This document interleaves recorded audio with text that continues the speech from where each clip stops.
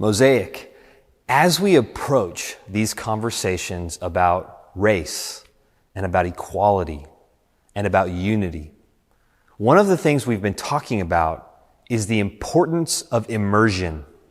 We have to immerse ourselves in relationships with people that are different from ourselves. We have to be listeners and learners so that we can get a fuller picture of all the different experiences and personalities and differences that make humanity beautiful. You know, it's inherent in our name, Mosaic, that we are meant to be an expression of the beauty of diversity and the beauty of Jesus on the earth. And that's exactly what God's doing in our church. He is creating a mosaic. He's bringing together all different types of people from different backgrounds who have different experiences, all to be unified in Jesus' name for the glory of God. And we got together last week with 14 individuals who are each a part of Mosaic, and each one is a person of color, and each one has a very different background and a unique story and specific events that have shaped their lives. We got together and sat around a family table, and we talked for 4 hours about race and about equality. And it was a powerful conversation. And to be honest, we definitely did not agree on everything that we shared about. There were even some very intense moments of disagreement. But from beginning to end, everyone sitting at that table is following Jesus. Everyone sitting in that table is desiring the justice and the righteousness of God. And we are unified in Jesus, and we're unified as a part of Mosaic. And so what you're about to see is the beginning of that conversation. We're going to release a few episodes that unpack each person introducing themselves, sharing a few of their life experiences, sharing a few things that shaped them and that make them uniquely who they are. What you're going to find as you watch is the beginnings of a mosaic. What you're going to experience is immersion. You're going to get a chance to hear from all different types of people with all different types of background who all love Jesus and are a part of our church. I hope you enjoy it. So my name is Hiram Hoffman, and I am originally from Ghana in West Africa. It's a small country in Africa, often confused with Guyana, but two different things. So I grew up in Ghana. I just moved to the U.S. about 11 years ago, more than 11 years ago. I moved in 2007, and I've been here ever since. It's been a journey, just trying to get adjusted to the culture and missing home and all that. But it's been a great journey for me. I grew up in the church back home. My mom was an architect for our church. She pretty much built the entire church, but we spent Sunday through Sunday in the church. So I got to hear the stories every single day, got to live the stories, but didn't really mean anything to me till when I turned 14. And that's because my dad passed away. So at that point, I started looking internally and figuring out, okay, what does this whole Jesus stuff mean to me now? Because I don't have an earthly father anymore. And it's been an awesome journey following Jesus. I've had my moments where I've tried to walk away, but she's just never left me alone. Always tugged at my heart. And that's been great for me. Like a couple of experiences I would say that have shaped my life are, one, moving to the US. I moved 6,000 miles away, far away from family, far away from friends. I moved to a small town in Indiana where there was nobody, and it was just me. And that was a little scary, but it was a great experience for me. Getting married was a huge experience for me, and getting to learn a lot of things about what it means to have a companion, because truly I have been independent for most of my life. I went to boarding school at age 14 and haven't lived at home since. So that's been a huge experience for me, getting married, and then more recently is finding out I was going to be a dad. In the span of 6 months, that has just like rocked my world. And my child isn't even here yet. I'm like, oh my gosh, my life has changed so much. But yeah, and I keep hearing it's going to change a lot more. That's been exciting. It's caused me to think about things a lot differently. It's caused me to interact with people a lot differently. My heart has been broken in so many ways about so many things just because I know I have a child coming. And yeah, it's been beautiful. Just wanting to learn more in this season about myself and other people around me and my child. And yeah, it's been great. Ready? Yeah, so my name is Juhyung and I'm originally from the South Korea. So I was born and grew up in South Korea, and 3 years ago I moved to the States. So actually 3 days ago it was just exact like 3 years. And then looking back to the life is how amazing like I have been through. And so some my upbringing brings, maybe I can share this. Like I was the first born grandchild to my grandmother, grandparents. I'm being first son, like first born son, like it's a big deal to the family. So I had so much like love, affection, attention, and you know what I mean. Like always, like food is just always is in front of me, something like this. In my grandparents' generation, like that. So, but after like realizing the like after starting building my own ego and then educating by the Christian culture, I start to feel a little bit like uncomfortable about it. So this like uncomfortableness still remains in my like mind, in my mind. So whenever I some kind of this kind of happening, I feel more like, oh, shouldn't be happening, something like that.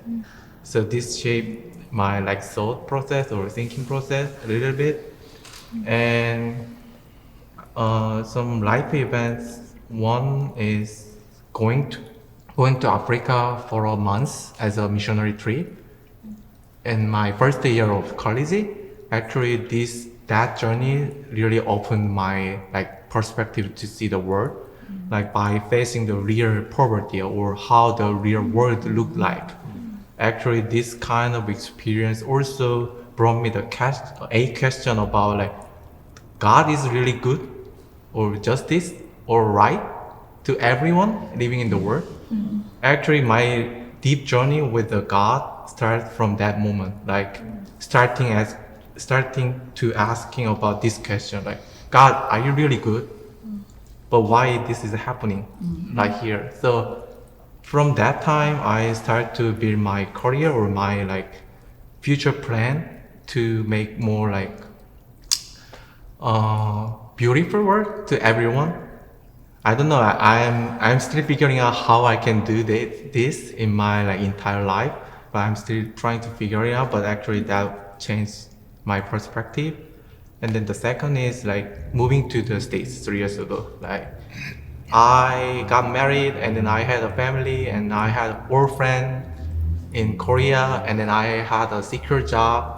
But at some moment, I start to feel that, oh, this is not the way that I wanted to live in the past or since Africa.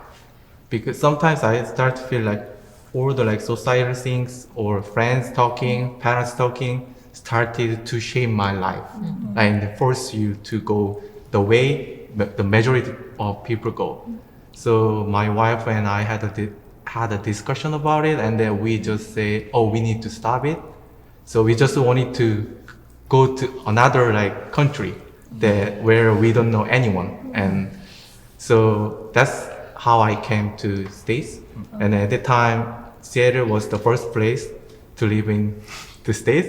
And I didn't have any plan, no one know, and Bangkok, no bank account, no credit, no cell phone. So I was totally disconnected from everything. So at that time, I had a really good time to be with my wife, to know each other more. Because, yeah, when I lived in Korea, actually I went to work And then I came back late, and then I didn't have so much time to spend with my wife. So actually, we live together, but the amount of time that we are together is very less than we thought. But moving to States, and then we don't have a job, and we don't have a friend, and we don't have a family, we don't have a mobile. At that time, we really like trying to like understand each other and then how different we are, right? Something like that. So these are the two events, and I was born in a Christian family, and then I was raised in a Christian culture. But before the college, I was a Sunday like Christian, like going to church, and then being a Christian is kind of moral thing to me. And then, but in my first year in college, I was part of the college ministry in Youth with a Mission, YM. So I went to the summer camp there, and then I saw the like 2,000 young people worshiping God, hearing, enjoying, jumping around. At that time, I was the only one person who didn't enjoy. So like I was starting, what's going on to me? Like why I didn't enjoy this moment, and then why I didn't worship the God like the others did. So at the time, oh, this shouldn't be happening to me. So I just started to like wanting to know more about the God and then more about the people who follow the Jesus. So actually at that time I decided to commit to my life to the Jesus, and then it's been like I think 14 years since then. And and also I've been a part of Mosaic for almost about 3 years.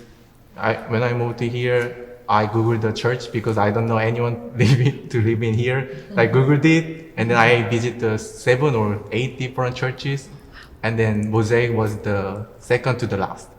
The last one, just to confirm that Mosaic is online.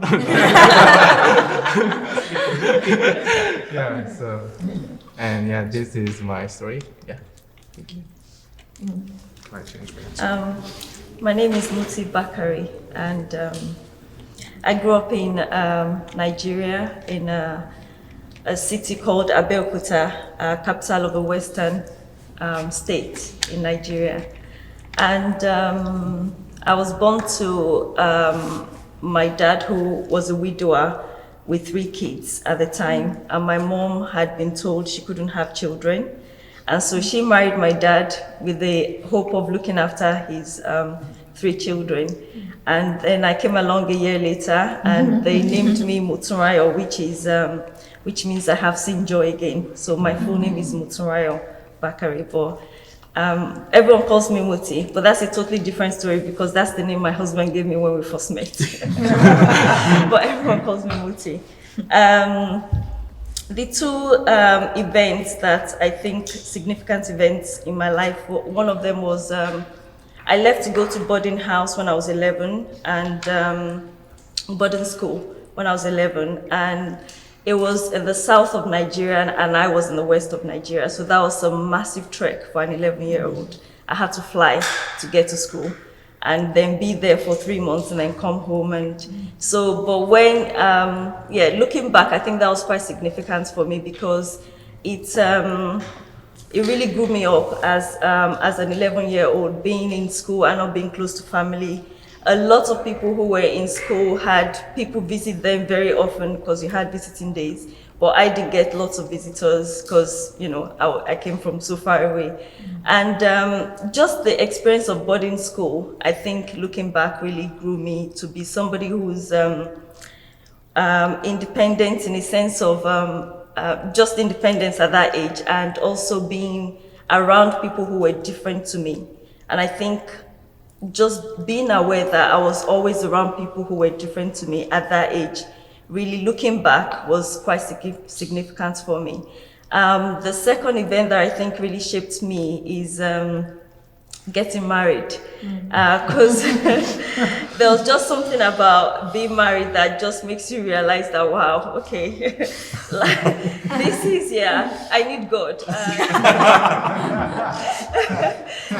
But it was also because when I got married to my husband, I just graduated, and we're both, he graduated a year before me, and we got married in Nigeria.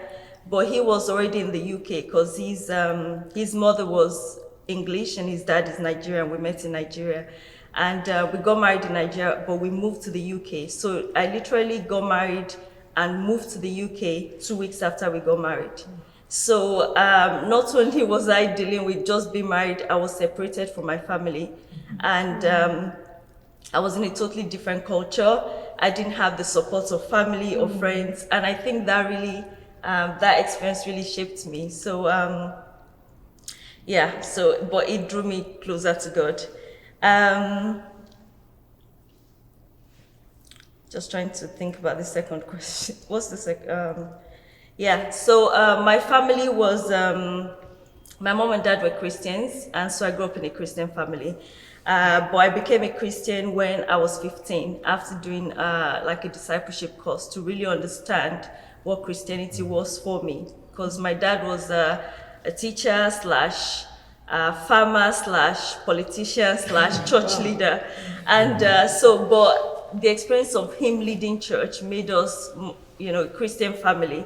But I think I really made the decision to be a Christian when I was 15 and understood what that meant for me. But even in the sense of, but you have the challenges, but like I said, just being married was, I think, one of the points where I decided to grow more in God. We've been a part of Mosaic for just a few weeks before the lockdown. So literally we moved to Mosaic. We moved to the US in October, my husband and I, and we heard about Mosaic actually before we came to the UK because of a couple, Lauren and Chris, who are part of the church. They actually used to attend the church that we attended in the UK, but we never met them because they left just before we got there. But so when we were moving to Seattle, we were told they were here, and we got in touch and we visited Mosaic. And we visited a few Sundays, and so we only just decided to become a part of Mosaic in January, February, and then the lockdown. So literally, I haven't really been a part of Mosaic, as all the family of Mosaic I've met have been on Zoom. So Patrick is in my small group, my life group. So it's been great. Yeah, thanks.